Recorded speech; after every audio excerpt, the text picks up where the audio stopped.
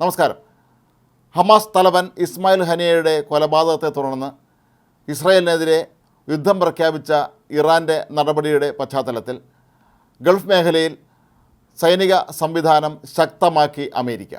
കൂടുതൽ യുദ്ധക്കപ്പലുകളും വിമാനവാഹിനി കപ്പലുകളുമെല്ലാം ഈ മേഖലയിലേക്ക് അയക്കാൻ ബൈഡൻ ഭരണകൂടം ഉത്തരവിട്ടു. കഴിഞ്ഞ ദിവസം ഇസ്മായിൽ ഹനിയയുടെ വധത്തെ തുടർന്ന് ഇസ്രായേലിനോട് യുദ്ധം ചെയ്യാൻ ഇറാൻ്റെ പരമോന്നത നേതാവായ അയത്തുള്ള അലി ഖമേനി നിർദ്ദേശം നൽകിയതായി വാർത്തകൾ പുറത്തു വന്നിരുന്നു. ഈ ഒരു പശ്ചാത്തലത്തിൽ കൂടിയാണ് ഇപ്പോൾ അമേരിക്ക പ്രതിരോധ നടപടികൾ കൂടുതൽ ശക്തമാക്കുന്നത്. മാത്രമല്ല, കഴിഞ്ഞ ദിവസം തന്നെ ബൈഡൻ ഭരണകൂടം ഒരു കാര്യം വ്യക്തമാക്കിയിരുന്നു. തങ്ങൾ ഇനി അങ്ങോട്ടുള്ള കാലം ഇസ്രായേലിനൊപ്പം ഉറച്ചു നിൽക്കുമെന്നും ഇസ്രായേലിനെ ആരെങ്കിലും ആക്രമിക്കാനെത്തിയാൽ അവരെ നേരിടുന്ന കാര്യത്തിൽ ഇസ്രായേലിന് ഒപ്പം നിൽക്കും എന്നുമാണ് ബൈഡൻ ഭരണകൂടം കഴിഞ്ഞ ദിവസം പറഞ്ഞത്. അമേരിക്കയുടെ പ്രതിരോധ സെക്രട്ടറി ഉൾപ്പെടെയുള്ളവർ ഇക്കാര്യത്തിൽ ഇസ്രായേലിന് ഉറപ്പ് നൽകുകയും ചെയ്തിട്ടുണ്ട്. കുറേ നാളത്തേക്ക് ഇനി ഗൾഫ് മേഖലയിൽ അമേരിക്കൻ നാവികസേന സ്ഥിരമായി തന്നെ ഒരു വിമാനവാഹിനി കപ്പലും അതുപോലെ ഫൈറ്റർ ജെറ്റ് വിമാനങ്ങളുടെ യുദ്ധവിമാനങ്ങളുടെ വലിയൊരു സ്ക്വാഡ്രനും നിലനിർത്താനാണ് തീരുമാനിച്ചിട്ടുള്ളത്. എന്നാൽ ഈ വിമാനങ്ങളും കപ്പലുകളും എവിടെ നിന്നാണ് വരുന്നതെന്നോ ഇവർ എവിടെയാണ് തമ്പടിക്കുന്നതെന്നോ സംബന്ധിച്ച് അമേരിക്കൻ ഭരണകൂടം ഇനിയും അതിൻ്റെ നിലപാട് വ്യക്തമാക്കിയിട്ടില്ല.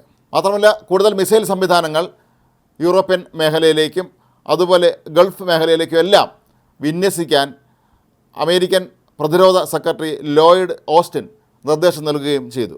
കഴിഞ്ഞ ഏപ്രിൽ മാസത്തിൽ സിറിയയിലെ ഡമാസ്കസിലുള്ള ഇറാൻ എംബസിക്ക് നേർക്ക് ഇസ്രായേൽ സൈന്യം ആക്രമണം നടത്തിയതിന് തിരിച്ചടിയായി ഇസ്രായേലിലേക്ക് ഇറാൻ നിരന്തരമായി അന്ന് റോക്കറ്റ് ആക്രമണം നടത്തിയിരുന്നു. പക്ഷേ അന്ന് അത് പ്രതിരോധിക്കുന്നതിൽ അമേരിക്ക ഇസ്രായേലിന് ഏറെ സഹായവും നൽകിയിരുന്നു.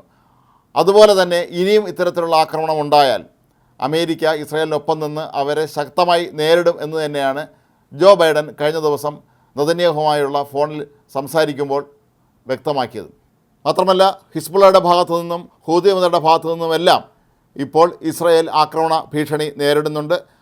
ഹിസ്ബുള്ളയുടെ ഏറ്റവും പ്രധാനപ്പെട്ട നേതാവായ ഷുക്കറിനെ കഴിഞ്ഞ ദിവസം ഇസ്രായേൽ സൈന്യം വധിച്ചിരുന്നു. അപ്പോൾ അതിന് തീർച്ചയായും ഹിസ്ബുള്ള തീവ്രവാദികളും പ്രതികാരം ചെയ്യാൻ ഇറങ്ങും എന്നുള്ളത് ഇസ്രായേലിന് ഉറപ്പാണ്. അപ്പോൾ ഈ ഒരു സാഹചര്യത്തിലാണ്, ഈ രണ്ട് കൊലപാതകങ്ങളുടെ കൂടെ പശ്ചാത്തലത്തിലാണ് ഇസ്രായേലിന് കൂടുതൽ സഹായം നൽകാൻ അമേരിക്കൻ പ്രതിരോധ വകുപ്പ് തീരുമാനിച്ചിട്ടുള്ളത്. അമേരിക്കയുടെ ഏറ്റവും പ്രധാനപ്പെട്ട വിമാനവാഹിനി കപ്പലായ USS എബ്രഹാം ലിങ്കൺ ഉടൻ തന്നെ ഗൾഫ് മേഖലയിലേക്ക് എത്തും. ഇപ്പോൾ ഗൾഫ് മേഖലയിലുള്ള USS തിയോഡർ റൂസ്വെൽറ്റ് എന്ന യുദ്ധക്കപ്പലിന് പകരമായിരിക്കും കൂടുതൽ സംവിധാനങ്ങളുള്ള USS എബ്രഹാം ലിങ്കൺ എത്തുക. ഇപ്പോൾ ഒമാനിലാണ് USS തിയോഡർ റൂസ്വെൽറ്റ് ഉള്ളത്. ഏതായാലും ഇസ്രായേലിനെ ആക്രമിക്കാൻ എത്തിയാൽ അത് അപകടകരമാകും എന്ന വസ്തുത ഇറാന് നേരത്തെ തന്നെ അറിയാം. എങ്കിലും തൽക്കാലം ഒന്ന് പിടിച്ചു നിൽക്കുന്നതിന് വേണ്ടി ആയിരിക്കാം ഇറാനിലെ പരമോന്നത നേതാവ് ഇസ്രായേലിനെതിരെ യുദ്ധം നടത്താൻ തീരുമാനിച്ചത്. പക്ഷേ ഗൾഫിലെ മറ്റ് രാജ്യങ്ങളൊന്നും തന്നെ ഒരുപക്ഷെ ഇവർക്ക് കൂട്ടുനിൽക്കാൻ സാധ്യതയില്ല എന്ന് വളരെ വ്യക്തമായിട്ട് തന്നെ ഇറാൻ അറിയാം.